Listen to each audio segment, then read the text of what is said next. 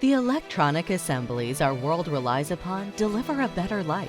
For those who mean the world to us, it starts with the standards: quality, reliability, consistency, IPC.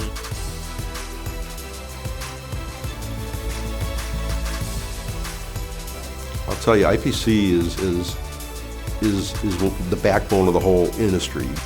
They set the standards, they set the specifications, they are kind of the keepers of the technology from what we as an industry need to do and what we really can't do. You know, what we can't do is something that would jeopardize reliability. If you're going to be in the industry, I don't see how you can operate in the industry without utilizing the standards, without taking advantage of the training and certification for your workforce. I don't see why you would want to make your business that difficult. It's a hard enough industry without, with all the resources. Why you wouldn't take advantage of those is beyond me. I think for us, IPC in our current culture is almost mandatory. It's something that we are required by our customers as well as the end customers to utilize to make sure that the product that they're getting is the best that it can be.